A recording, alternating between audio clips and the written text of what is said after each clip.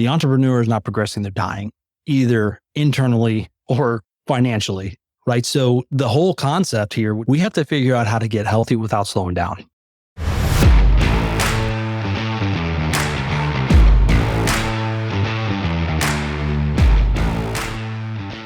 Hey, welcome back to Millionaire University. I'm Erik Fisher. We have got a great class for you. Coming up, I am talking with Anthony Witt. He's a serial entrepreneur, a coach, a counselor, a therapist. He's a co-founder of Witt House Counseling. He brings all of that experience to navigating the complexities of the entrepreneurial life, where he gives guidance to entrepreneurs seeking to harmonize the demands of their entrepreneurial endeavors with the rhythms of life. In other words, business and life, work-life balance. So that's what we're digging into in this class, talking about the correlation between mental health and entrepreneurial success, interconnectedness of personal and professional life, identity issues that often entrepreneurs deal with when their self-worth is tied to the thing that they are creating. Sound familiar? If so, you're in for a treat.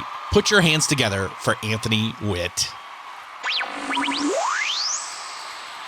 All right, Anthony, it is awesome to have you here with me. Of course, you've been in a mastermind with me and we've been friends for years, but I've always admired the work that you do. You talk and work with a lot of entrepreneurs and business owners, creators, etc., who, let's face it, are humans too, right? So they need help. They need emotional help. They need psychological help. And who better to know that than you? So yeah, it's we are all human, despite the work that we do, sometimes making it look like we're not. Yeah, sometimes our coworkers are the people that we're the boss to, especially if we're the boss to ourselves. They're like, man, that jerk today, and it's us talking in the mirror.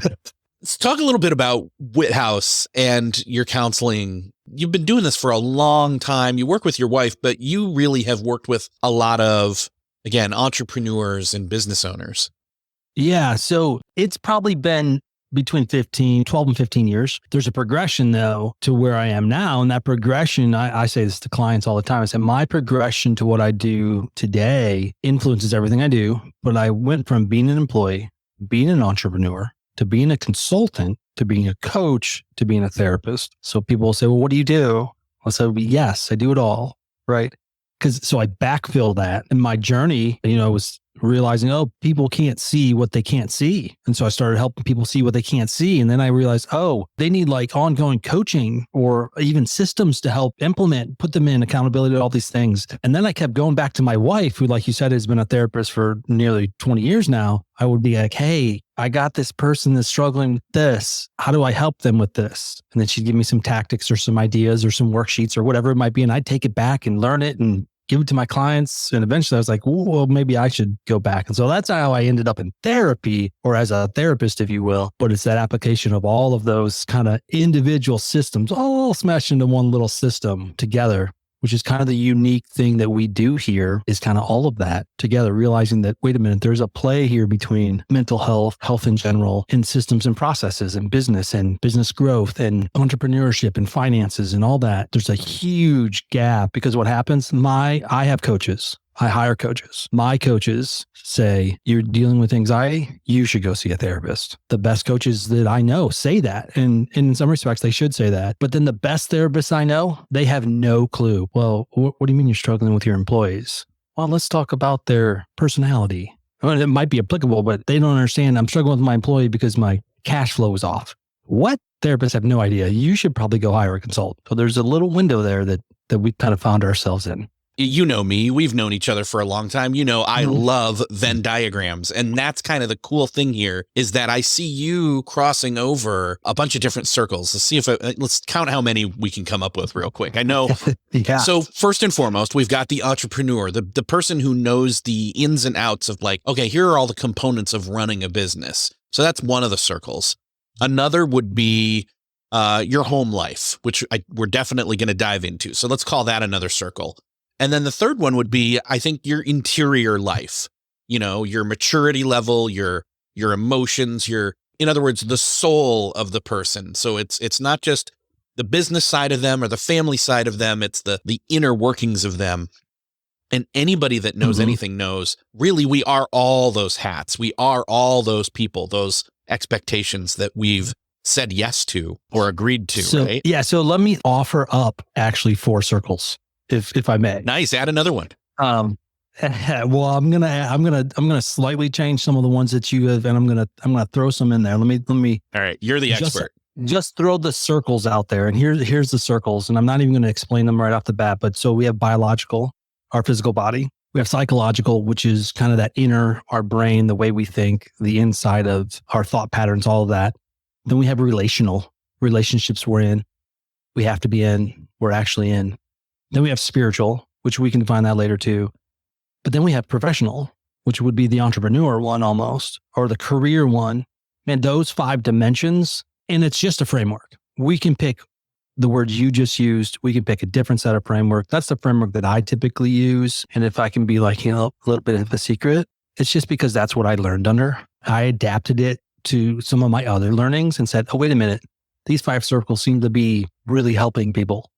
So I'm going to use these 5 circles, but they are the different dimensions or circles, like you said, of who we are. Entrepreneurs typically do 1 or 2 of those circles. Psychological does 1 or 2 of those circles. Maybe your spiritual mentor does 1 or 2 of those circles. Well, then we have way too many people we're grabbing. So I'm working on saying, well, we should probably work on all those circles in some respects. And so that's what I'm getting at here is I think that you're in a unique position because you can talk to all 4 circles at once, essentially. As entrepreneurs, as business owners, people who want to create or already have created businesses, that professional circle has this huge, it's like if you're creating a PowerPoint and you're creating circles on your slides and you've got the option to see how thick the outline of the circle is, that one, I like that circle has a thicker, more robust, in other words, more prioritized, more attention given to that circle over really the other 3 that exist. Oh, yes. At least that's what you've said you've found to me when we've compared notes of like, entrepreneurs are not all crazy, right? No, it comes down to like, it's their priorities and the way they prioritize their life. Like they aren't considering everything and then it mucks up their business. I may have said that, but I think my answer to entrepreneurs aren't all crazy, are they? Yeah, they're pretty much all crazy. It's just how they're crazy. Which direction are they crazy? That's what I see a lot of times. And I was actually kind of working through some of this for somebody. I see that they pour into that circle. Let's call that the entrepreneur circle. And just for clarity's sakes, here's how I define entrepreneur. I think it's a misused word, but here's how I define it because I think it works this way. I define entrepreneur as anybody who's directing their own path, whether they are an owner, a boss, or they've created and designed new things, right? Traditionally, that's what an entrepreneur is. But I say if you're trailing your own path, whether it's in an industry that already exists or you're creating a new industry, you're an entrepreneur. Because typically, this Western society, America, we live in, non-entrepreneurs are employees. We're talking about the people that are not employees. Gotcha. They're blazing their own path. Again, I don't like digital marketing. It exists. But if you create your own digital marketing firm, in my book, you're an entrepreneur because you're doing your own thing. Those people tend to look at their problems as work problems, or let's use the word entrepreneurial problems. And those people, it sounds like I'm like attacking them. I'm absolutely not. But those individuals tend to look at their life focuses, their life is, but those people, you can't separate, you can't remove them from their business or their business from them. That's a ripping apart of the soul of the person. It just doesn't work, especially if they've been doing it and they're in their business for a long time, for 5-10 years. When you do that, you totally rip the person apart.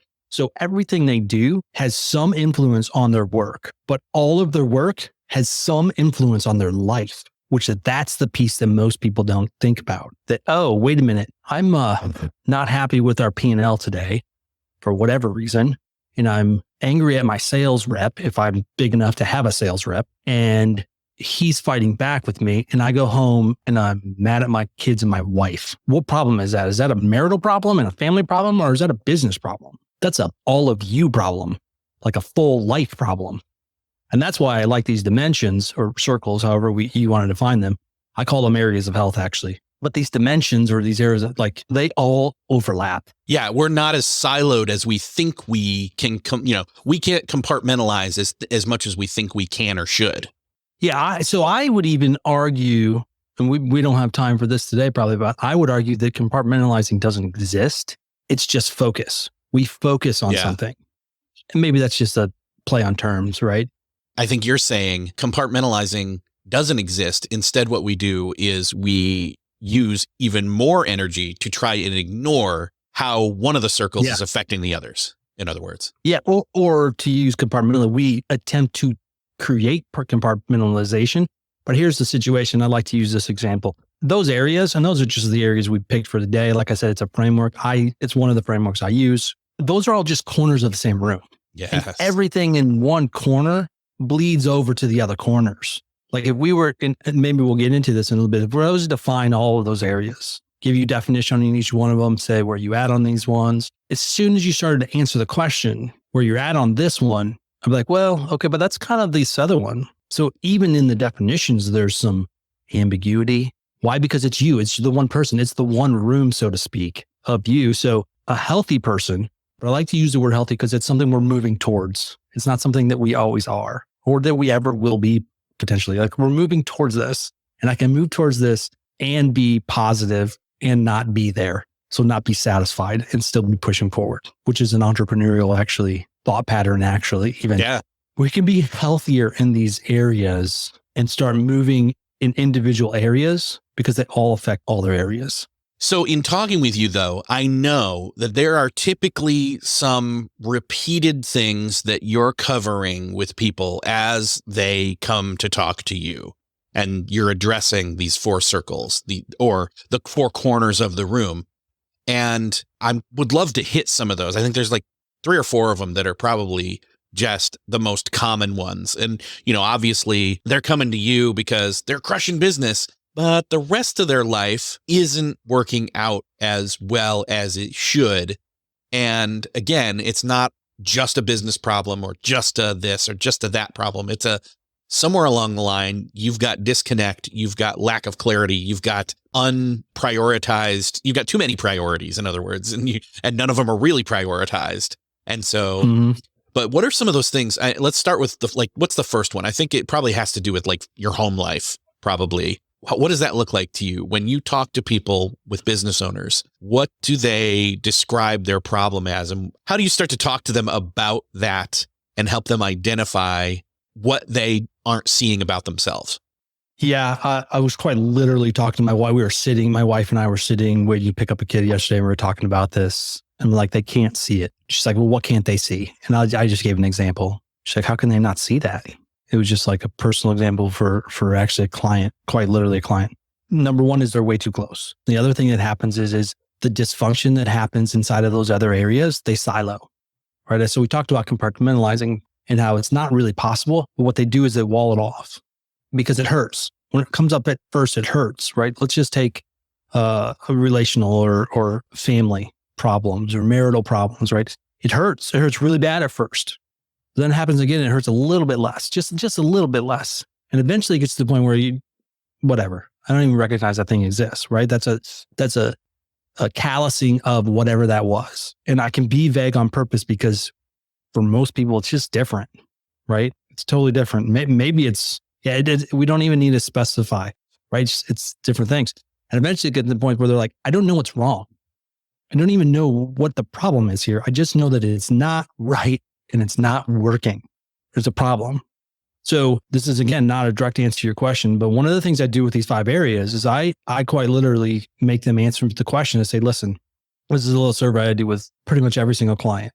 I say, on a scale of 1 to 5, how are you in each one of these areas? 1 being the worst, 5 being the best. And they'll be like, well, how do I rate it? I say, it doesn't matter because it's your scale. It makes no difference whatsoever. You're the one rating it. It is uncanny how when I have people rate these individual areas, and it doesn't matter if you're a 4 and a 5 type of a person when you rate, or you're a 1 and a 2 type of person when you rate. We get to one of these areas, and 1 or 2 of these areas is really low every single time in comparison to the other areas. And so I quite literally say, oh, so you're not really sure what your problem is. We're trying to figure it out. It sounds like you have some dysfunction here and you have some dysfunction over here because you're describing you're fighting with your wife, but you also have some of these thought patterns and maybe you really don't know why you're here, what you're doing. You have the lowest score in your relational health and your psychological health. Okay, we're going to start right there. We're just going to start right there. What does it mean to start right there? It means you have all these other problems and you're trying to figure out where the problems are coming from. Because quite often what people do is they come in and it's like, I'm stuck and I don't know what the problem is. So all we do is just give this big ball of wax and we're just going to stretch it out just a little bit and we're going to identify. So back to your question, which is, what do they come up with? They don't slow down to identify. That's what entrepreneurs do a lot of. Whether you are, and I've got to find a nicer way to say this, whether you are the entrepreneur that is a hyper-focused individual or whether you're the ADHD entrepreneur, either one of those, they do not slow. That's where I gotta find a better set of using a psychological definition for people. The squirrels and the hyper-focused entrepreneurs, because that's the pendulum that I see all the time. You're quite often one or the other, right? Because both of those individuals are bad at having bosses is one of the big reasons, but they don't slow down to identify because their world doesn't allow them to slow down to identify. The squirrel can't slow down. The hyper-focused person also can't slow down for different reasons, but they can't slow down. So they don't slow down to identify at all. There was an organization not too long ago, I kind of researched them a little bit. They kind of imploded. And their founder said this. He said, you're either going to get on our bus or you're going to get off our bus and we're going to run you over. Well, that's like a negative play on Jim Collins' whole concept, good to great, which is right people, right seat on the bus. That concept is what entrepreneurs do all the time. Now, it might be a person they kick off the bus and they just run you over. Well, they got a pile of people or they got a pile of things that really need to be identified. They keep hitting the same problems because here's the deal. We've all got problems. And if we can just start with that premise, I use the word broken. We're all broken. We've all got some brokenness. If we don't spend some time identifying what some of that is, we just try to avoid it. Well, if I try to avoid those things and I spend my time avoiding things, guess what? I'm probably not being the most efficient person I can. I'm probably not running my business the best that I can, which also means that my family life and my relationships are not good as well because I'm trying to avoid something. We're all trying to avoid something quite often. And what it is the pain most often. I don't want that. God forbid that you were abused as a child or that's kind of a big one, right? Or you were bullied or something happened. You're now doing things inside of your business to avoid that. Some of it's, I'm never going to stop because I'm going to go to the top because I'm going to prove it to you. Well, guess what happens? Those other areas are horrible. I'm not going to slow down to eat healthy because if I slow down and eat healthy, make a salad to take to work as opposed to stopping at McDonald's across the street, I'm not going to be able to get my stuff done and I'm not going to be at the top of the, XYZ. Well, now your biological health is horrible. The first thing I say to people that come in that have anxiety and depression in my office, the very first thing I ask them, how's your exercise, nutrition, sleep, and diet? And you might be like, well, why would you ask that? Because that affects your brain so drastically in your ability to function. Well, how do you think it's affecting your career and your work? It's also affecting that. Now, I don't claim to be a nutritionist, done a lot of stuff in the nutritional space, but my point is it affects. And so slowing down to identify is one of the biggest things. Come all the way back to your question is that they don't slow down to identify. And a lot of times it's because it's painful. I imagine that this is kind of the overarching, it goes back to they don't know what they don't know about themselves or their situation. And so then they come to you and they're like, and you ask them, to do this, the rankings, the ratings, et cetera. And I'm sure stuff surfaces there too. Like, for example, family life, because they don't know how to do family because they're so used to people being business partners or employees or transactional. People are transactions, not relationships. Yep. So identify is one of the big ones. The other one is that I kind of hit on it is the weakness concept. They actually don't know what their weaknesses are. Now, I believe a good entrepreneur, he or she knows what their weaknesses are and they know what their strengths are. Most entrepreneurs spend their time avoiding their weakness and they push into avoiding them, right? If you know what your weakness is, guess what? You can figure out what your superpower is. If you know what your superpower is, you can figure out what your kryptonite is. And guess what? Your superpower is better than mine. You want to know why? Because of your weaknesses. You have strengths that I cannot have simply based on your weaknesses. Why? Because, and this is the psychological side of it, is you have made changes and you have adapted in ways that I can't because I haven't experienced whatever it is you experienced, which actually makes you good at what you do, at least good at what your superpower is. So if you know what your weakness is, you can be like, oh, what's the flip of that? And it's not always a direct flip, but what's the flip of that? Oh, that's my strength. No wonder I get like fired up when I do that. And I love when I do that. And I love when I get to do that, whatever it is. Like for some people, it's like finishing stuff. Dude, Anthony Witt, I hate finishing stuff. I am so bad at finishing stuff. Like coming on this podcast, like, oh, get this thing over to me for whatever. Oh my goodness, I got to finish that thing. I got to get that thing. Like I'm horrible at finishing. I'm a fantastic starter. Now, we don't need to go into why I am that way, but if I know that, well, I can bring other people around me and or build systems and processes, if you will, because I know that. But most entrepreneurs, back to your kind of, the self-sabotage type question, they spend their time avoiding the weakness. Because they don't know it. They also don't know it, but they also don't want to even get near it. They don't want to touch it. They don't see it as a correlation to a superpower. I love it. What are some of the other self-sabotaging things you see people do when they come in to you? There's several more. One of them is like the anxiety, depression concept, right? So let's talk mental health for a second. Whether it's clinical or not is somewhat irrelevant. Now, it's relevant if, hey, we need to move towards medication, but the quote unquote counselor approach is pretty much the same, whether I can nail it down as a clinical diagnosis or not, or whether you just have some symptomology associated with that. Entrepreneurs don't take the time to work through it. They push into it. And so their success a lot of times is because of it, which you'd be like, oh, well, so it's good that they have problems. So explain that a minute. Like, so their success is because of it. That almost makes it seem like it's a good thing that they have it. It's like it drives them. I would argue a lot of times it does. But what happens is they get to the top and they crumble. And the top is, we're not going to define the top today, but what drives them is they cannot stop. They don't have the ability to stop, because if they stop, then what do? They have to live into their panic, or they live into their anxiety, or they have to deal with it. But if I keep going, if I just keep not stopping, it's the adrenaline pump, right? If I can keep that adrenaline going, and sometimes it's actually adrenaline, sometimes it's not, depending on this, the scenario situation. If I can keep that going, I can avoid it, that discomfort. So that's part of it. Entrepreneurs also flip. So they flip from, and all people do this, right? The misnomer is depression, anxiety. I'm talking specifically with those. That's this different sides of the same coin, right? And so we'll flip on a dime, no puns here, but like it'll flip. And so I'm spiraling down towards depression. Like there's no word, I can't do this. Like entrepreneurial words, like I can't pay my bills. I'm not going to pay my employee. I'm not going to be able to pay that vendor. I can't get that job done. Right? It's depression, and then a flipped anxiety. But those things drive a lot of times because they put their identity in that one part of their life, that one little thing.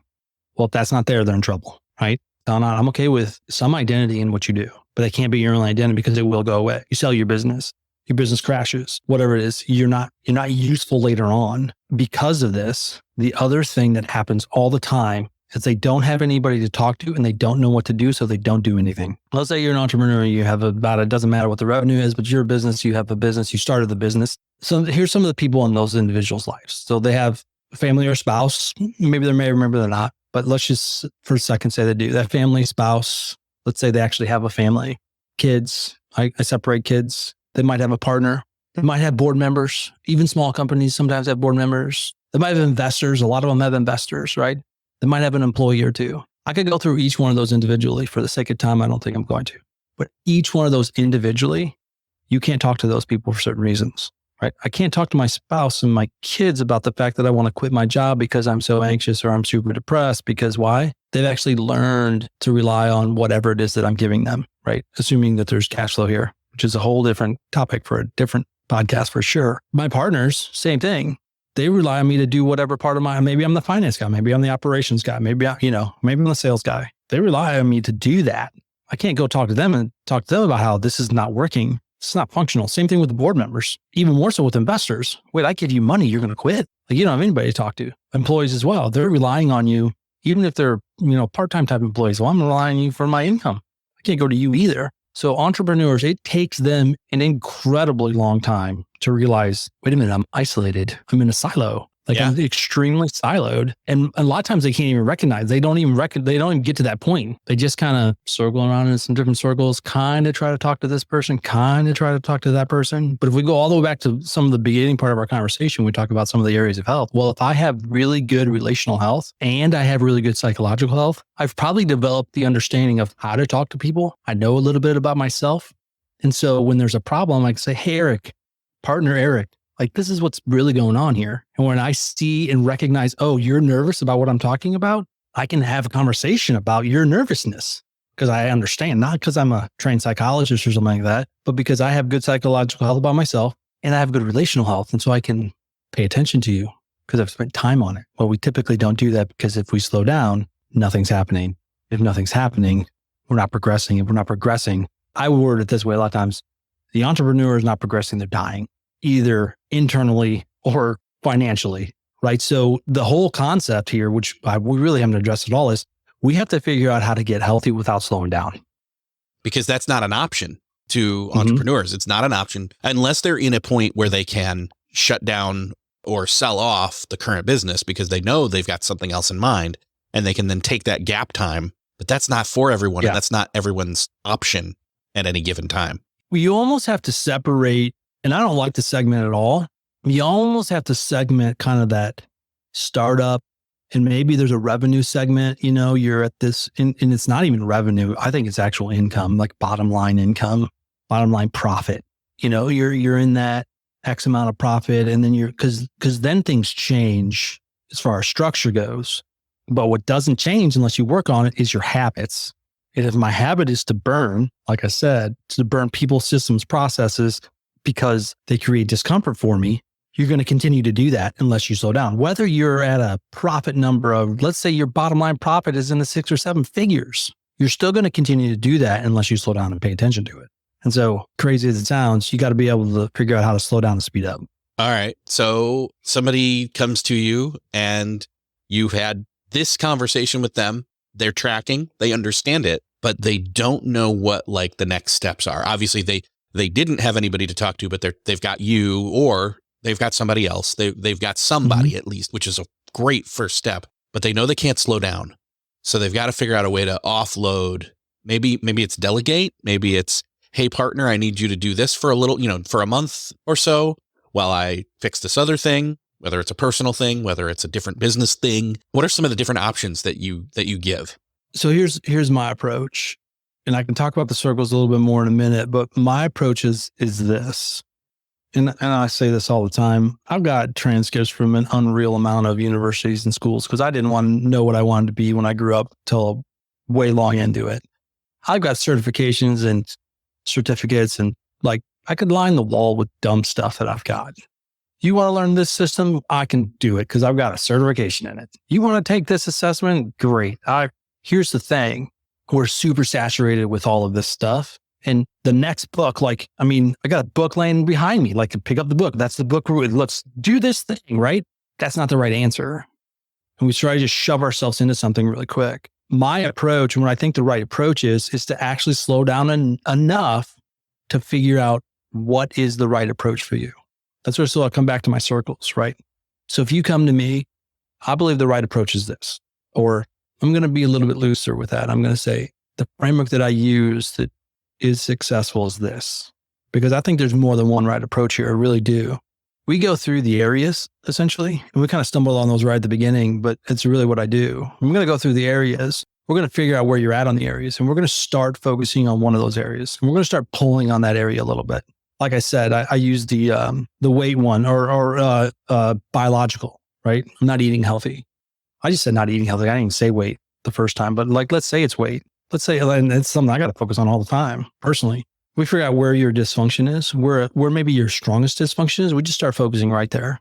We start pulling on that. You say, well, but my problem is my business. My cash flow is my problem. Okay, we might have to put out a fire to be able to then focus on what really needs to be focused on. But the truth is, if you're having problems, like I said, let's say that your salesperson comes with the fantastic ideas and it requires you to lean into something that you really don't want to lean into because you have whatever it is, maladaptive thoughts, negative thought patterns, trauma. I don't really care what it is at the moment. And you don't do it. What is that? Is that a business problem or is that a personal problem? Well, if we know where you're at in your different areas, we can start working on those areas, start pulling on those areas. So if we can get you healthier as a person, if we can get the way you think about yourself healthier as a person, we get the way that you do in relationships better as a person, if we can get your identity better. So we didn't hit this yet, but here's how I describe spiritual. Why you're here and what you're doing to fulfill why you're here. That's identity. You get to decide that.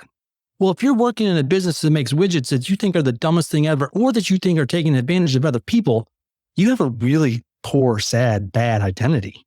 We need to start there. So we figure out where to start and we just start pulling on that. It's not the solution to everything. It's not a fine line that says, put them into this system and it's going to work. It's we start there and then we figure out, oh, you know what? We fixed a couple things. We worked on a couple things. You know what? This system over here would be the right system. Instead of shoving you into a system that might not be right for you or that you're not ready for. That's one of the biggest things. I'll see people say, hey, I want to do this business system or this process or the one. I'm saying, great, I've got experience in that. My MBA work is in finance. And so, yeah, I can help you with that. Do we know if that's the right move for you? For you, not even the business, because we're talking about owners mostly here, right? For you, well, I don't know, it works for Jimmy over there. Yeah, but Jimmy's in a different place than you are. And it doesn't matter if Jimmy's below you or above you, he's in a different place than you are. So let's figure out first if it's even the right thing for you to do. Well, we do that by first figuring out where you're at. So that's what I find is people, if they come and they don't know what the problem is. And so, okay, let's figure out a problem. We don't need to figure out. So many people are trying to figure out what's the silver bullet problem that I'm going to solve. No, let's just start solving a problem. The best problem is maybe the one that's at the bottom. Sometimes the one at the bottom is so painful, they can't deal with it. I got a client, came in the other day. His biggest problem is relational. Him and his wife are not in a good place. We can't start there because it's so painful. So we're actually starting on a business thing. And as we do the business thing, well, what am I doing as the counselor, as the coach, as the consultant? I'm realizing, okay, you see how we changed that relationship right there, that business relationship? Okay, let's just take that tool, that tactic we learned and we applied. Let's move it over here to the relational one with your spouse.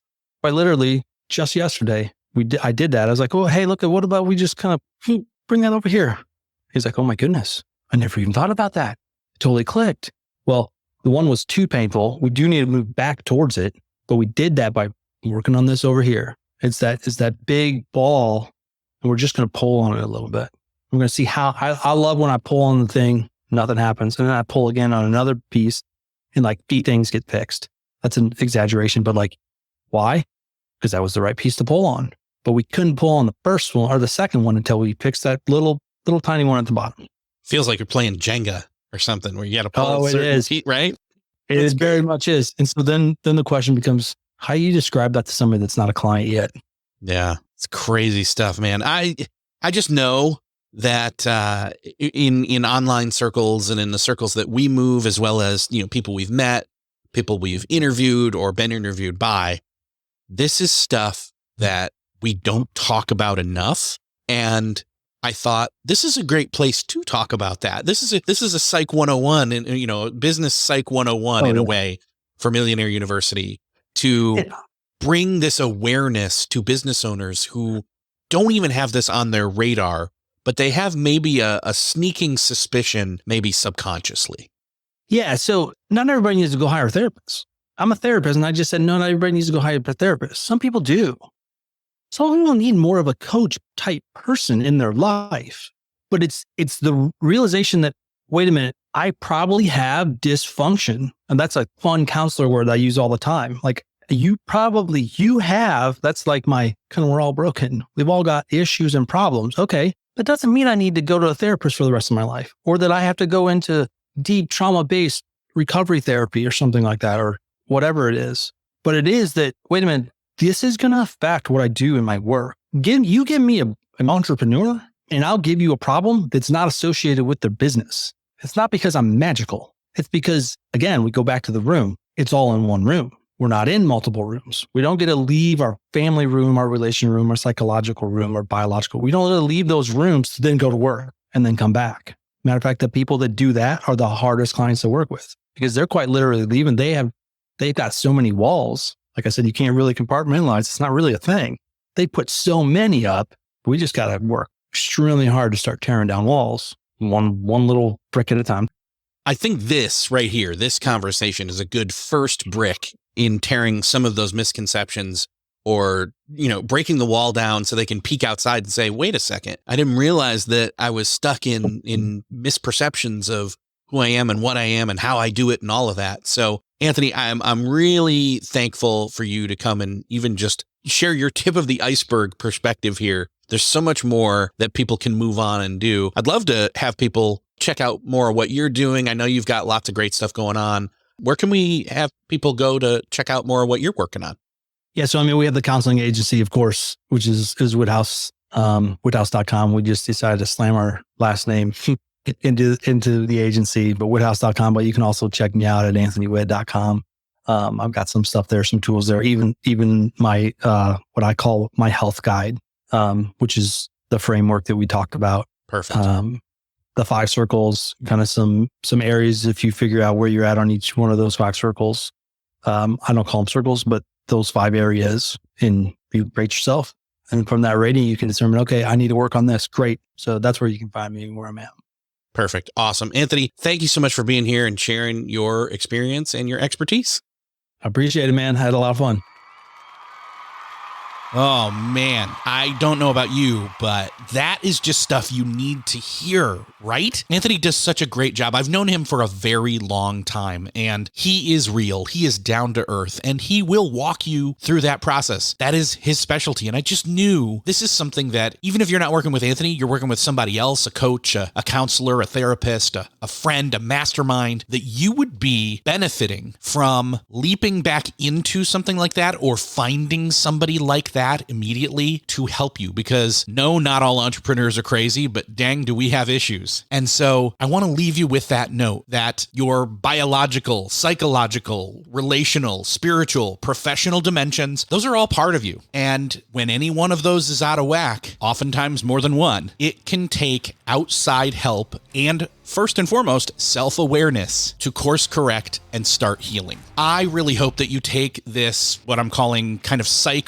entrepreneurial 101 class here, and that it helped you with your self-awareness for your situation, and that you take that nudge. If you don't already have somebody in your life that can speak into these issues, find someone. Go grab the free resources in the show notes that Anthony's offering as well. Use those with yourself, someone else, whatever, but don't wait. And with that in mind, thank you for listening. Class dismissed.